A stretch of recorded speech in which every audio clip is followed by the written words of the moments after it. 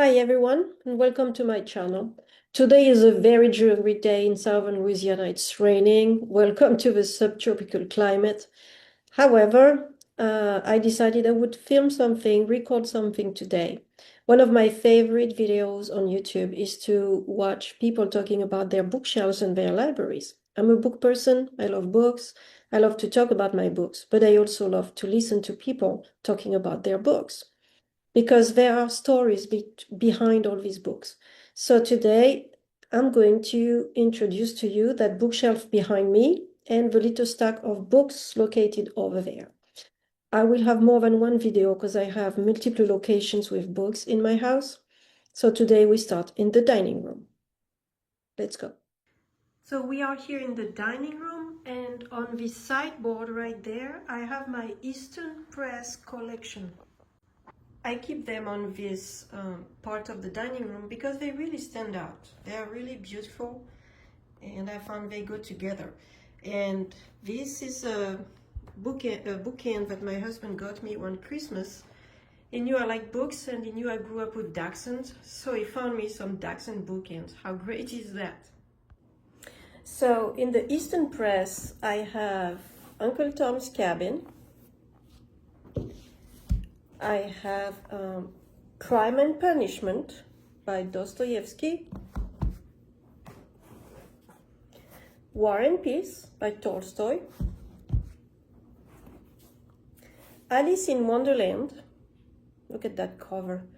And this is the very first Easton Press book I bought. I discovered that collection, that press, in a bookshelf tour video on YouTube also, and I fell in love with the books. So I receive their catalog every year. I'm not a subscriber, I just buy them as I go. I have also J.R.R, Little Women, Treasure Island, and the last one is a more modern one. It's The Night Circus by Erin Morgenstern. And this one is actually signed. Here. Still in the dining room, we have this big bookshelves or library. There it is. It has some doors in the style of French windows. And here I keep certain books. So let's start at the top. Right here, these are French books. These are the edition of La Pléiade, and they are very, very expensive. It's a collection that exists for a very long time now, and that's why I buy mine secondhand at thrift store. For example, this one, the novels by Céline, I bought it for $5 at a bookstore in New Orleans. The others, they actually knew what they were selling, so I bought them for a little bit more, but this one, they didn't know what it was. And next to it, here we have the Everyman's library books. So Stories and Books and Libraries, Sense and Sensibility by Jane Austen, George Eliot Middlemarch, I still have to read that one, and Rebecca by Daphne du Maurier, which is one of the greatest thriller novels written. I put that as a thriller. And on the side, these are two special editions I bought in France. They are Jane Austen novel in French.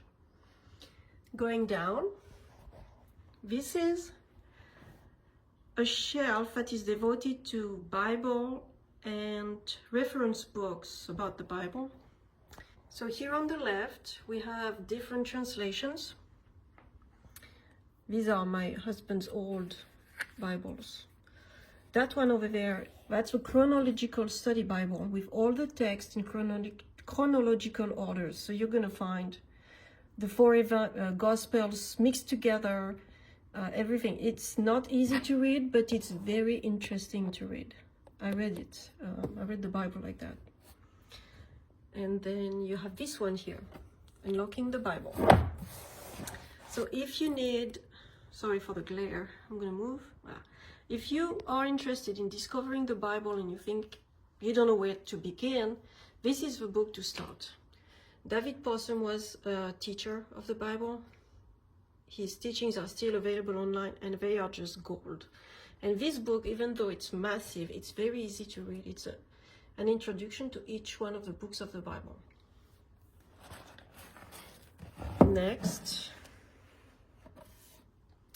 we have this one also by N.T. Wright and Bird, The New Testament in its World.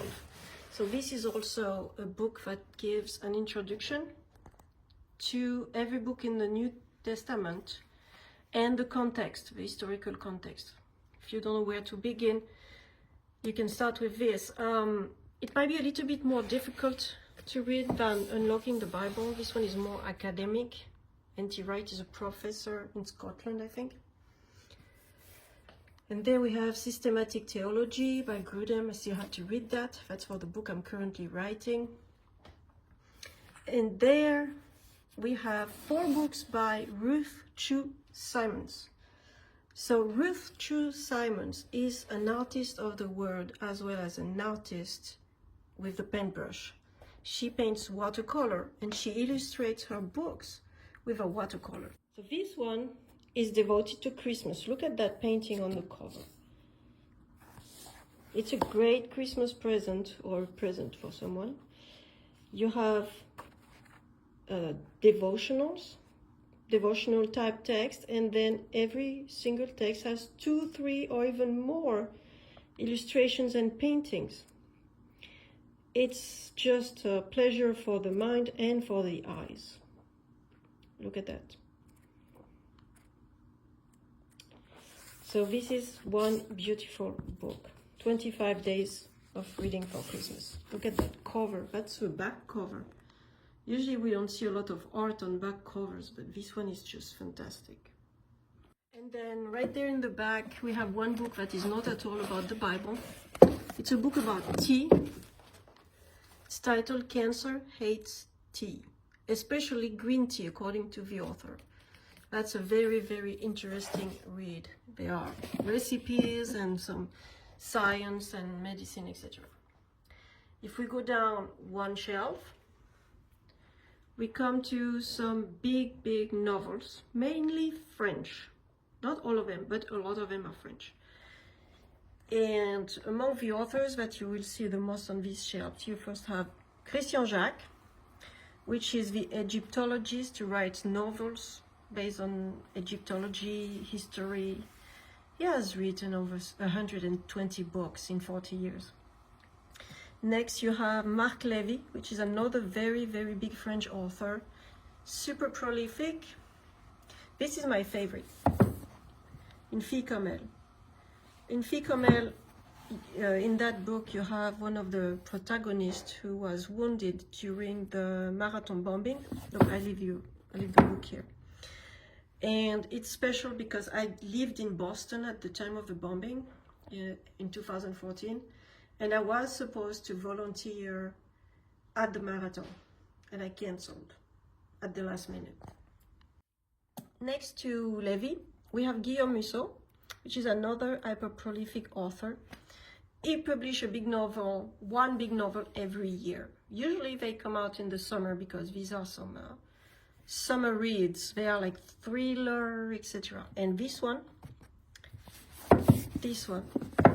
La vie secrète des écrivains, or The Secret Life of Writers. I love that cover. That's what drew me first to this book. It's an incredible book. It has a twist at the end. It's a thriller. It's a detective novel, and it just blew my mind. And that's what made me read Guillaume Musso, because I was not at all attracted by that at first. But once I read that, that's it. He was one of my authors. Then we have some special editions. I mainly read these when I was at the university. And these are the Éditions de Minuit. So the Éditions de Minuit are special because they were created during World War II. Then you have Anne Oref and Julien Gracq, which is one of my favorite authors too. Here is a few English novels, Sir Thomas Malory, Le Morte d'Arthur, The Odyssey, Jonathan Strange and Mr. Norrell by Susanna Clarke. This is not my favorite. My favorite is Piranesi. Piranesi is just incredible.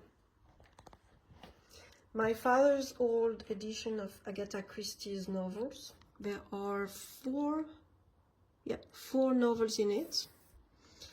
And then some very thick books, compilations of novels. Dictionnaire de l'Antiquité, Gaston Leroux. In this one you have the Fantôme de l'Opéra, because he wrote the Phantom of the Opera.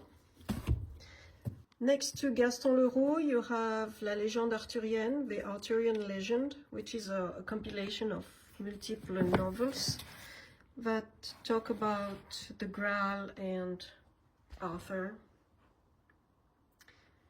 And then Léo Mallet, which is a French detective author, Nestor Burma.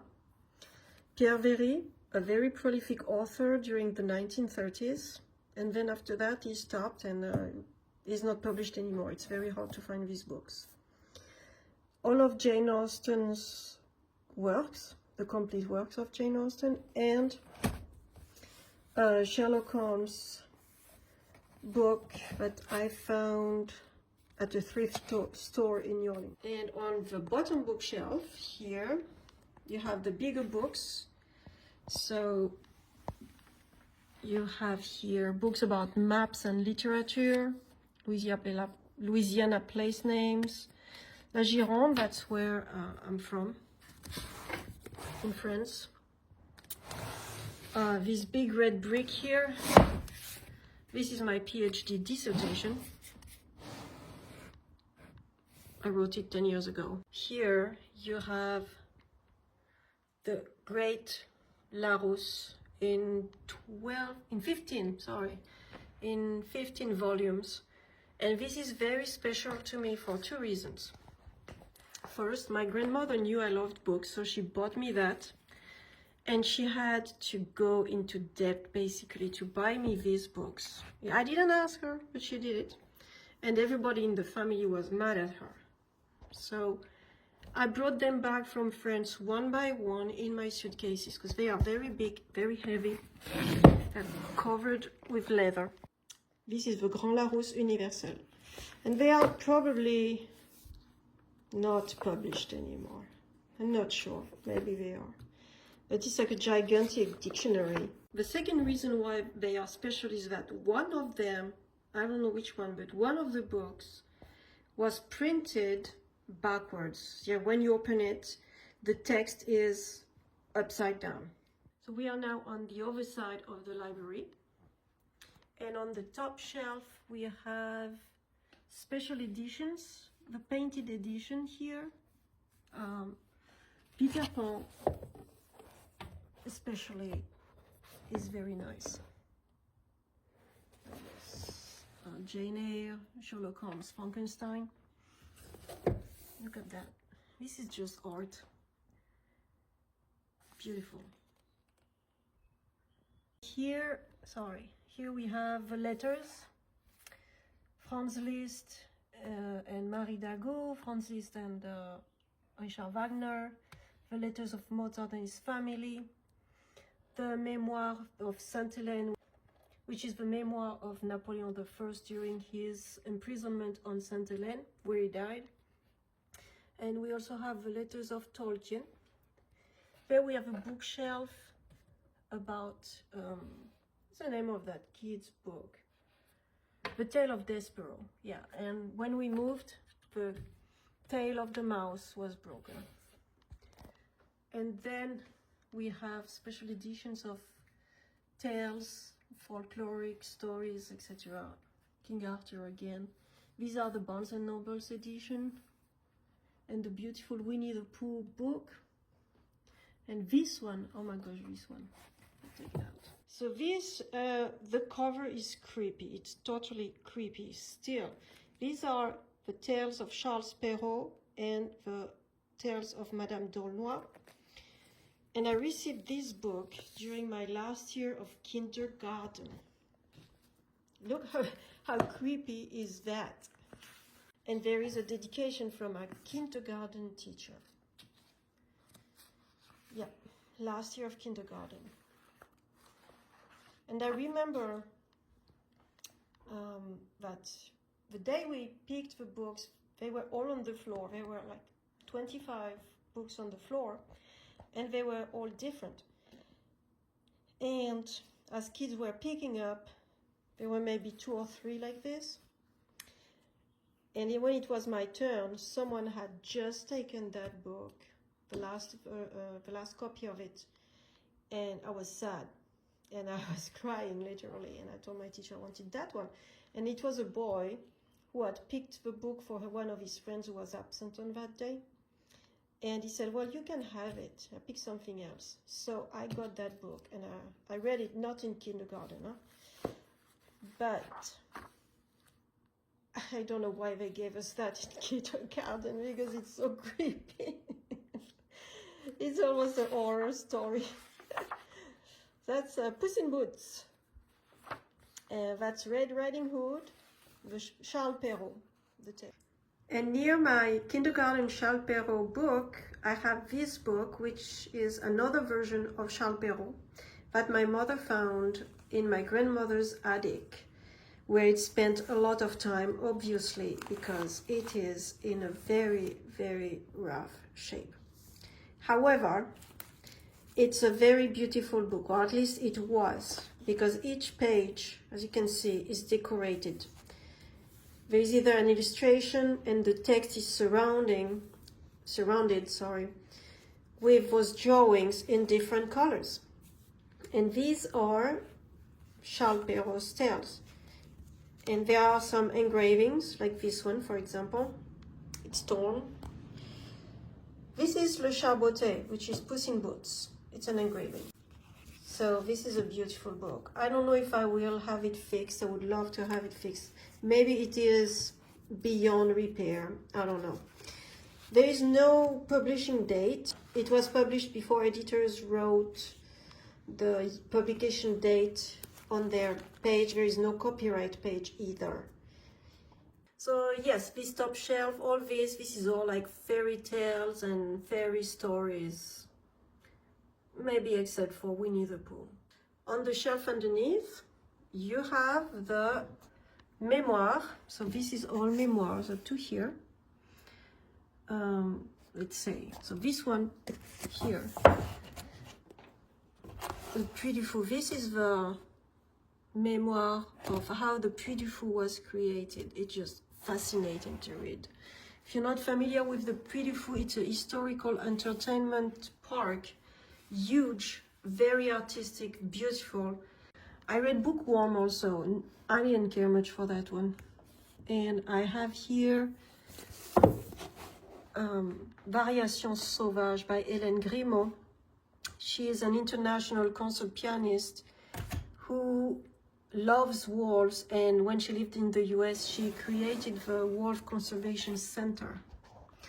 And then after the memoir, you have all the biographies. I'll be honest, this is the one section I haven't read much of. I read this, Jane Austen at Home with by Lucy Worsley. That's a great book. And I read Einstein by Walter Isaacson. All the books by Walter Isaacson are great, but they are so massive. It's almost scary to read them. I read Gabrielle by Anne and Claire Berest. That Gabrielle was their grandmother, and she was the companion of a famous French painter, forgot the name. And if we continue, we have a couple of biographies of Marie Antoinette. I read this one. This one is a very good one, actually. Very good biography by Antonia Fraser. I learned a lot about Marie Antoinette in this one. Evelyn Levy is like the specialist of Marie Antoinette in France. She has written many biographies for her, or by her, I should say. This one here, A Day with Marie Antoinette. This is another biography, but it has a lot of illustrations, pictures, paintings. It's very good, a very good one, very informative. And then we have Napoleon Bonaparte by Jean Tullard. I read that one, I think. Yeah, I read that one. And then the one I just finished, a biography of the Apostle Paul by N.T. Wright. Fantastic. Hard to read at first. It took me 2 takes to get to read it. And there in the end you have a biography of J.R.R. Tolkien by Humphrey Carpenter. Let's go down a little, and we have my Lord of the Rings / Tolkien shelf or section. This is an anniversary edition of The Hobbit, the 50th anniversary edition. I inherited this, and I inherited this one from my piano teacher when she passed. Last Christmas, my husband bought me these. These are beautiful. I don't want to mess up the box. The Return of the Shadow, Sauron Defeated, The War of the Ring, and The Treason of Isengard. This is a facsimile of the first edition of The Hobbit to celebrate the 17th anniversary. Next to it, I have another edition of The Hobbit that I bought when I was in Scotland. This is a great one. And then next is this brick. So I'm going to tell you about this one. I discovered The Lord of the Rings around 1992, and I read it in a pocket edition. I didn't have a lot of money at the time. I was a high schooler. And when I got older, my mom asked me what I wanted one Christmas as a present. And I told her I want the very big edition of The Lord of the Rings. So she got me the very, very big edition of The Lord of the Rings with the illustrations by Alan Lee. This is, of course, the French translation. The Lord of the Rings is one of my all-time favorite books. Okay, here's the illustration. There's a glare. I'm going to try to... I read it 2 times in French, 1 time in English. The most challenging, of course, was the English reading. But it just fascinates me. The friendship, the message, the history that Tolkien put into this masterpiece. It's just crazy. And I know I'm not the only one to feel that way. But what is funny is that at the time when my mother bought me this book, The Lord of the Rings was not popular. I think I met one person who liked it, who liked the book, when I was in education school to become an elementary school teacher. And I was just like off the moon that someone else liked that book. Otherwise, nobody read it, nobody knew about The Hobbit. So yeah, that's one of my favorites. On the same bookshelves, after The Lord of the Rings, The Silmarillion, and a couple of books about Tolkien and his writings, we move on to the C.S. Lewis section. So on the C.S. Lewis section, first I have these bookends here and there. I'm sure you recognize the Pevensey children entering in the wardrobe on one side, and there on the other side it's Narnia with the light, the forest in the snow, and the wardrobe somewhere. And then I have this beautiful edition of the Chronicles of Narnia with Aslan on the cover. A study on the world of Narnia and the biography of C.S. Lewis, which I read that one. Yeah, I did, by McGrath. It's a great biography, by the way. And inside, at the end, there is the letter that C.S. Lewis wrote to nominate Tolkien for the Nobel Prize for Literature, which they did not find until the 1990s or something. I would have to check on the year. And Tolkien didn't even know that Lewis nominated him for the Nobel Prize. They both died before anything happened. And then on this shelf, you have my Union Square editions. These are like incredible covers. Like this is Alice in Wonderland. And they have like a modern twist on the cover.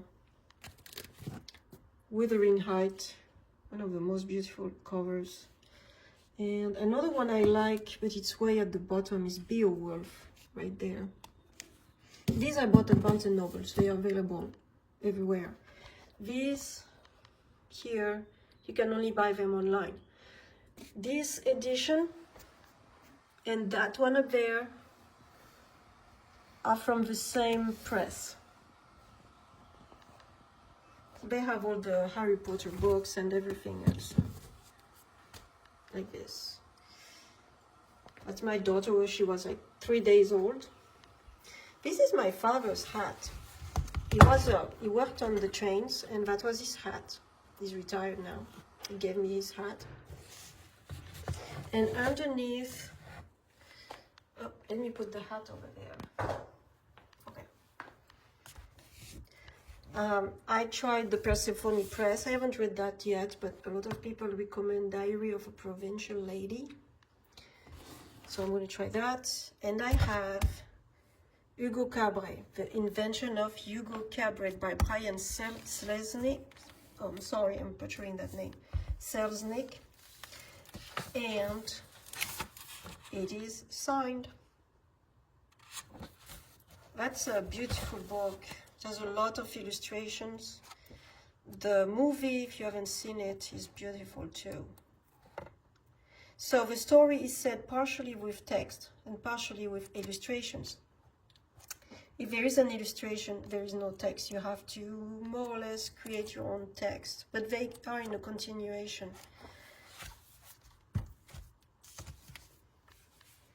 Underneath, Say Them All. That's a book written by a friend of mine who is an author. She writes Christian thrillers, and she wrote on it. She dedicated it. And these are the illustration over there of Pride and Prejudice, the 1833 edition. I bought that one. These I bought on Etsy. And that's it for this bookshelf. I would like to finish this video with these books that are very special editions that I keep in another part of the house. So among the special books that I have in my bedroom over there, I have this one. This is François Le Bossu. It's a very, very old edition of a classic of children literature by La Comtesse de Ségur, which are really not available anymore. I bought that at a second-hand bookstore in Dôme in the south of France. I also have these books.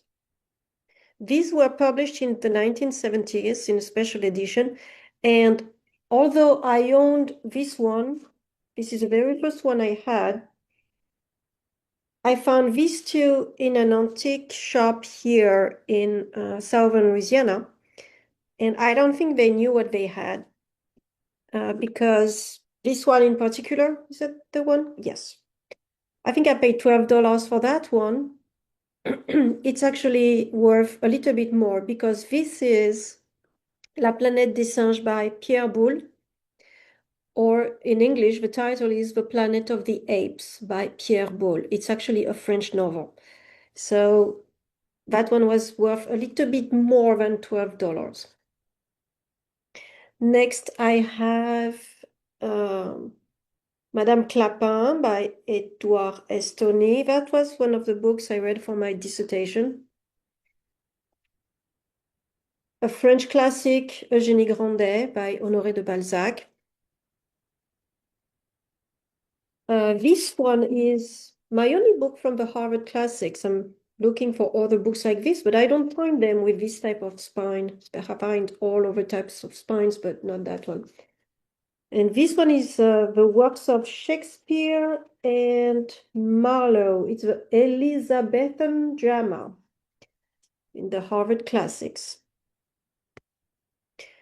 I also bought in New Orleans at the second-hand bookshop the Pilgrim's Progress. This is a very old edition. And the print is so, so tiny. Look at that. I'm going to have to either read it with a magnifying glass or find another edition with bigger letters. And it is from, it was published in London. Does it say the year? It's too small. I can't read it. I can't read the year. So yeah, this was a nice book I bought in a secondhand bookshop in New Orleans. And the last one is this one. So my last book is this one, and that one is very special. I don't think there are a lot of these left anymore. It's a copy of the Mercure Galant, which was a type of books that was published in France. I'll show you the inside. And I'm not opening it fully because the spine is already suffering. And this book is the oldest book I have in my house. It's actually from 1710. So it's older than America. Louis XIV was still King of France. He died soon after his book was published. So this is an incredible piece of history, an incredible piece of a collection. And I don't handle it a lot because it's getting all messed up. And what is incredible is I found it at the flea market and I think I paid €5 for it. Maybe it's not worth more, but this is the end papers. There. Voila. My oldest book. So that's it for today. Thank you for joining me in this tour of my bookshelf. There is going to be a part 2 where I'm going to cover the library that is upstairs and the bookshelves that are in the living room. And I'll see you soon. I hope you enjoy this tour. Please, in the comments, leave which type of categories you have in your on your bookshelves. And do you like bookshelf tours, etc.? Thank you very much, and I will see you soon. Bye.